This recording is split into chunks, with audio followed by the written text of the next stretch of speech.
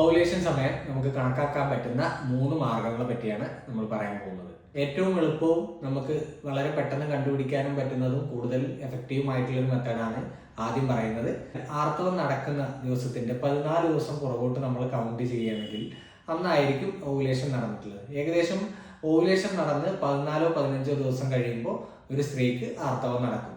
Ovulation നടക്കുന്ന സമയങ്ങളിൽ ശരീരത്തിൽ വരുന്ന ചില മാറ്റങ്ങൾ കൊണ്ടും നമുക്ക് ഓവുലേഷൻ ഡേറ്റ് മനസ്സിലാക്കാൻ കഴിയും. സ്ത്രീകളുടെ യോനി ഭാഗത്തുനിന്നും അമിതമായിട്ട് ഡിസ്ചാർജ് വരിക, വളരെ ക്ലിയർ ആയിട്ടുള്ള സ്റ്റിക്കി ആയിട്ടുള്ള ഡിസ്ചാർജ് കൂടുതലായിട്ട് വരുന്നുണ്ടെങ്കിൽ അത് ഓവുലേഷൻ ഡേറ്റിനോട് അടുപ്പിച്ചാണെങ്കിൽ നമുക്കത് ഓവുലേഷൻ നടക്കുന്ന സമയം കൊണ്ടാണെന്ന് മനസ്സിലാക്കാൻ പറ്റും. അതുപോലെ അടിവയറ്റിൽ ചെറിയ വേദന വരിക, എഴുന്നേൽക്കുമ്പോഴും ശരീരം ഒന്നനങ്ങുമ്പോഴും ഒക്കെ ചെറിയ വേദനകൾ വരിക, അതുപോലെ ബ്രസ്റ്റിന് വേദന അല്ലെങ്കിൽ കുറച്ച് വെയിറ്റ് കൂടിയതുപോലെ തോന്നുക, ബോഡിയുടെ ടെമ്പറേച്ചർ കുറച്ചും കൂടെ കൂടുതലായിട്ട് ഇരിക്കുന്ന പോലെ, ഒരു പനി വന്ന പോലത്തെ ചെറിയ ഫീലിംഗ് വരിക, ഇങ്ങനെയുള്ള ചെറിയ ചെറിയ ലക്ഷണങ്ങളൊക്കെ വെച്ചിട്ട് നമുക്ക് ഓവുലേഷൻ ഡേറ്റ് ഏറെക്കുറെ കണക്കാക്കാൻ പറ്റുന്നതാണ്.